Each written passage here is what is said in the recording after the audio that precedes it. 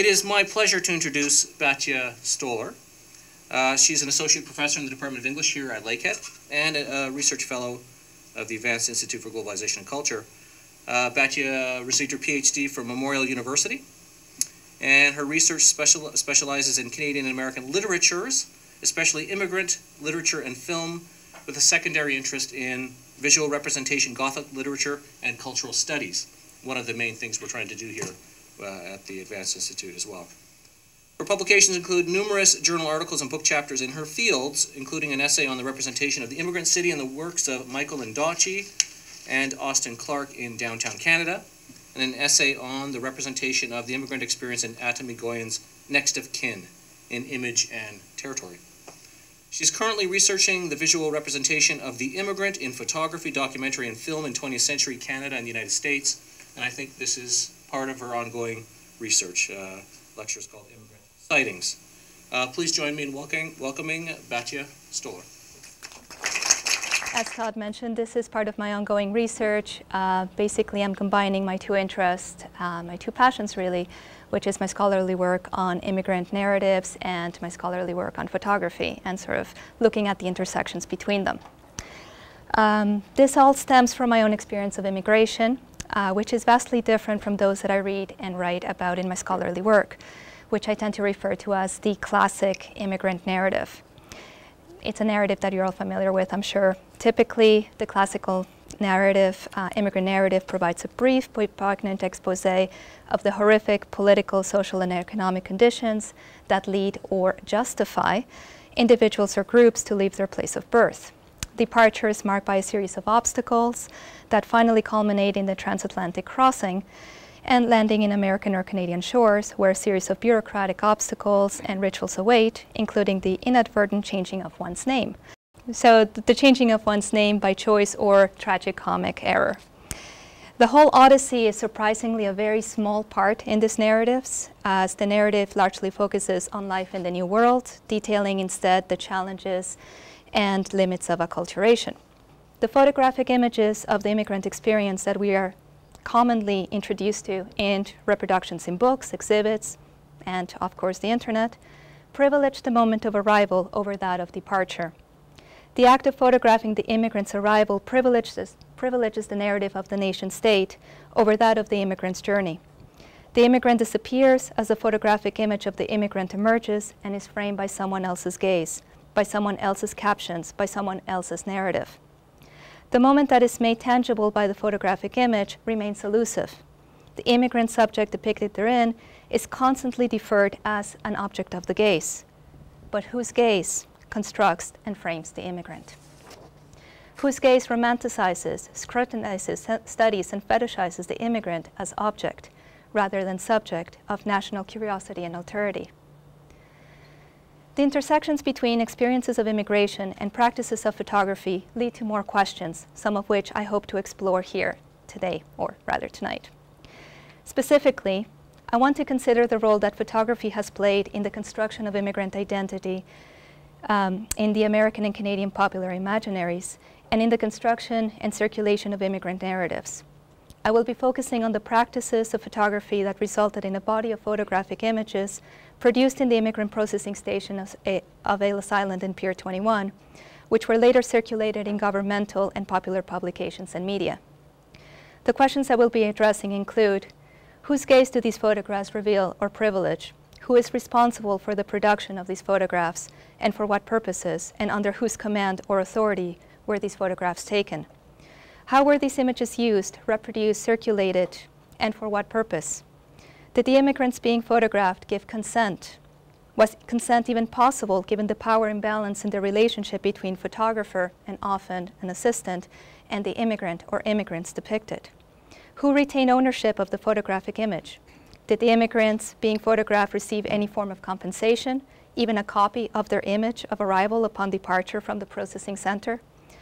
Removed from their contemporary context, how do these images continue to function in the popular and global imaginary? I would like to call attention to some of the socio-political intersections between photography and immigration in the late 19th and 20th centuries. These are just two these are not necessarily things that happen because of each other. These are rather two different histories that have interesting intersections that I'd like to outline here. In 1888, the brand name Kodak was introduced. The Kodak camera came into the market with the following slogan: "You press the button, we do the rest." The market for mass production of cameras and photographic images rapidly developed. The popularization of photography as a mass pastime, affordable and portable cameras became more readily available for the bourgeoisie, made each subject an agent of the gaze. The 1880s also marked the beginning of another mass movement, this one in terms of human traffic. The mass migrations to America, culminating between 1905 and 1917, eventually decreasing in the 1920s with the implementation of quotas based on national origins in the Acts of 1921 and 1924.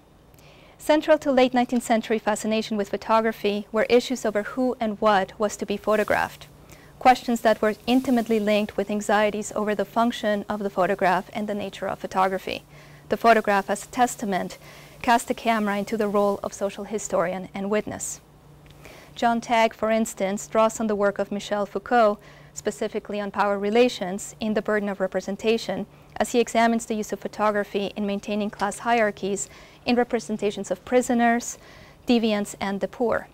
Similarly, Alan Sekula, also drawing on Foucault's work, namely on the archive, traces the attempts of Victorian men of science who relied on phrenology and physiognomy to, quote, delineate, record, and classify particular types of human beings, which they argued had outward physical manifestations of inward moral deficiencies, and which, coincidentally, of course, note the sarcasm there, typified racist stereotypes of unwanted Eastern and Southern Europeans who just happened to be immigrating en masse in large numbers.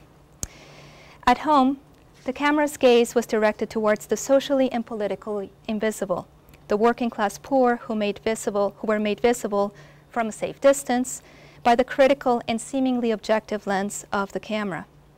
Abroad, the camera's gaze was directed towards the exotic, the colonized, who exquisitely and safely, again, maintained discernible differences. The immigrant as a category provided an array of possibilities for the so-called camera's gaze.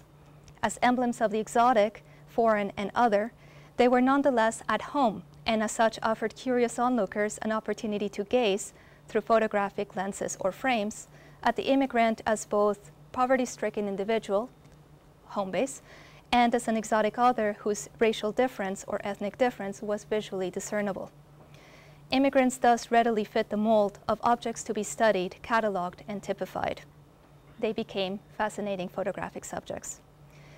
In making the invisible, the other, the marginal visible, photography raised the marginal individual, typically objectified to the status of subject, of photographic subject specifically, worthy to be made visible through the process of the photographic medium.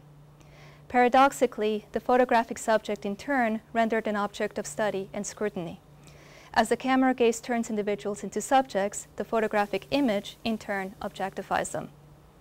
The immigrant occupies a similar ambivalent position of visibility and invisibility of the subject-object binary. As newcomer into a nation state, the immigrant occupies the position of insider.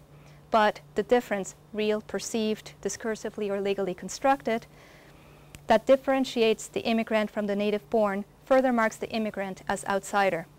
As insider-outsider then, the immigrant's position similarly straddles the dividing line between being a subject, legally and socially constructed, and remaining an object of study and scrutiny, socially marginalized. Lastly, photography greatly contributes to the society of spectacle, which, as Guy Debord outlines, becomes increasingly passive and depoliticized. Society is absorbed into a world of illusions and false consciousness. According to him, the spectacle is not a collection of images. Rather, it is a social relationship between people that is mediated by images.